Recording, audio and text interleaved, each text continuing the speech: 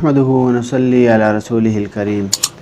एक साथी ने सवाल किया है कि चाँद ग्रहण या सूरज ग्रहण के वक़्त हामिला औरत बाहर नहीं आ सकती, यानी हमल के ऊपर असर पड़ता है, इसकी कोई हकीकत है या नहीं? अलजवाब हामिदन व मुसल्लियन अम्मा बाद। लोगों को ये बात समझानी चाहिए कि सूरज ग्रहण और चाँद ग्रहण अल्लाह ताला की निशानियों में से हैं। इन निशानियों से ये ज़ाहिर होता है कि जो क़ादिर मुतलक़ ज़ात सूरज से रोशनी देता है, चाँद से रोशनी देता है, वो इनको मांद भी कर देता है और करने पर क़ादिर है।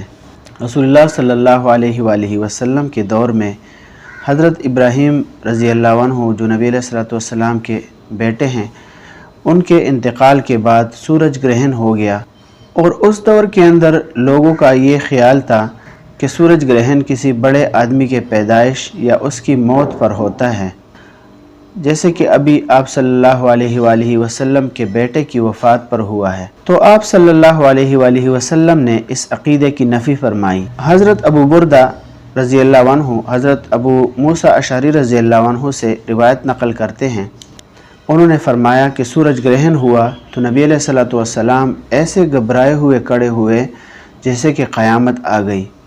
आप सल्लल्लाहु अलैहि वसल्लम फ़ौरन मस्जिद आए और तवील क़ियाम, रुकू और सजदों के साथ नमाज़ पढ़ी कि इससे पहले आप सल्लल्लाहु अलैहि वसल्लम को ऐसा नहीं देखा था। और आप सल्लल्लाहु अलैहि वसल्लम ने इरशाद फरमाया कि ये निशानियाँ हैं जो अल्लाह बुज़ुर्ग और बरतर भेजता है। ये किसी की मौत और हयात के साथ नहीं होता, बल्कि इसके ज़रिए अल्लाह ताला अपने बंदों को डराता है। जब तुम इसको देखो तो ज़िक्र इलाही, दुआ और इस्तिग़फ़ार की तरफ दौड़ो। लिहाजा सूरज या चाँद ग्रहण के वक़्त हमें तालीम नबवी सल्लल्लाहु अलैहि वसल्लम के ऊपर अमल करते हुए दुआ, इस्तिग़फ़ार और नमाज की तरफ चलना चाहिए, उसी की तरफ रुजू करनी चाहिए। बाकी चाँद ग्रहण या सूरज ग्रहण की वजह से इंसानों या हामिला औरतों और उनके हमल पर मुख्तलिफ़ किस्म के असरात पड़ने से मुताल्लिक़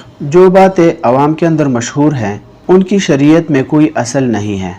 इसीलिए सूरज ग्रहण या चाँद ग्रहण के वक़्त इसी तरह की बातों की तरफ ध्यान देने के बजाय अल्लाह ताला की तरफ रुजू करना चाहिए, दुआ, इस्तिग़फ़ार और नमाज के अंदर मशगूल होना चाहिए। बाकी तिबी एतबार से किसी अच्छे डॉक्टर या तबीब से इसके मुताल्लिक़ पूछ लिया जाए तो अच्छा है। इसका हवाला आप सही बुखारी जिल्द नंबर 2 सफ़ा नंबर 39 के अंदर देख सकते हैं। इसी तरह सही बुखारी का दूसरा हवाला है जिल्द नंबर 2 सफ़ा नंबर 39 के अंदर इसका तज़किरा मिलता है। और उम्दतुल क़ारी शरह सही बुखारी जिल्द नंबर 7 सफ़ा नंबर 88। वमा अलैना इल्लल बलाग़।